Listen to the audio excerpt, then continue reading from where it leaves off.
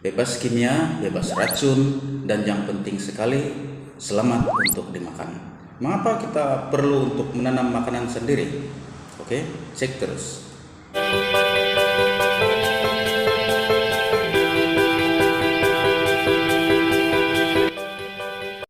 Oke, salam sahabat yang berusaha.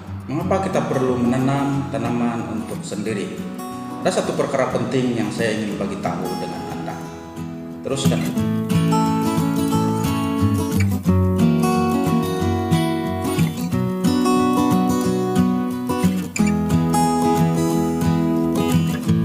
Oke, sebelum itu tolong bagi saya satu saja subscribe.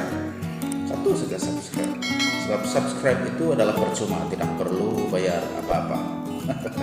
Oke, ini adalah paparan semburan bahan kimia. Yang sebentar tadi slide itu adalah paparan semburan bahan kimia bagi sayuran import ataupun tempatan. Kita tidak salahkan mereka sebab mereka tidak mau rugi ketika serangan ulat, serangan ini bermacam-macam serangan. Mereka tidak mau rugi, jadi kita tidak mau salahkan mereka dengan semburan bermacam-macam kimia.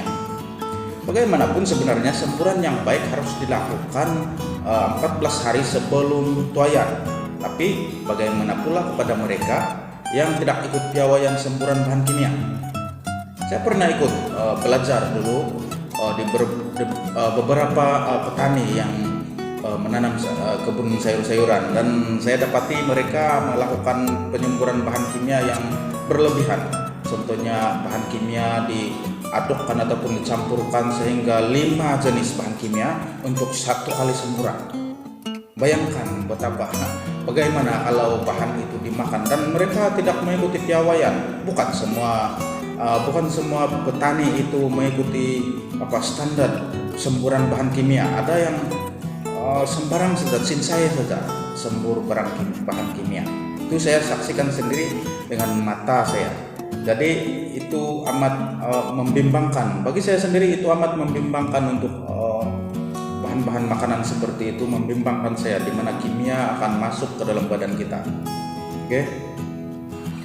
Jadi ini adalah salah satu alasan mengapa kita perlu menanam bahan makanan sendiri ataupun menanam sayuran untuk makanan sendiri, di mana kita tidak mau kimia yang berlebihan di dalam makanan.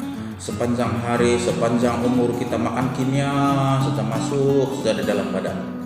Badan pun penuh dengan toksik, bermacam-macam penyakit masuk di dalam badan.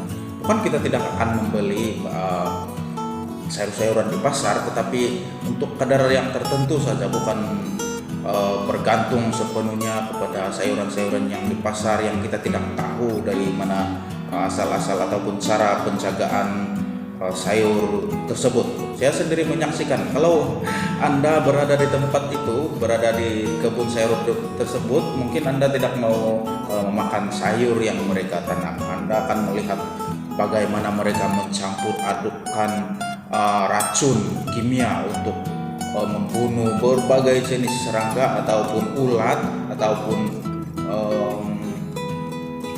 kulat menyerang di dalam tanaman, dan itu akan mereka hapuskan dengan bermacam-macam kimia. Nah, hal kedua pula adalah dalam segi ekonomi.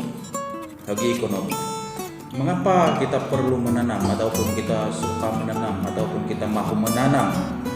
Dari segi ekonomi pula, kita boleh menanam sayuran sendiri, kita boleh elakkan membazir untuk membeli sayuran yang bayangkan untuk membeli sayur saja dalam 1 bulan mungkin kita boleh kita mengeluarkan duit sebanyak Rp300, ringgit Malaysia 300, tidak termasuk ikan ataupun daging, ayam dan sebagainya.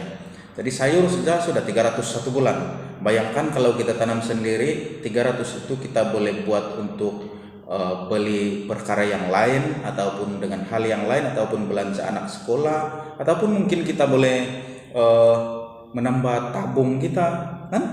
Itu hal yang kedua. Hal yang ketiga pula, nah ini yang menyeronokkan, di mana menanam sayur ataupun berkebun itu boleh menghilangkan menambahkan mood yang bagus kepada pikiran, hati kita. Kadang-kadang kemurungan itu disebabkan oleh tiada aktiviti di rumah saja, kan?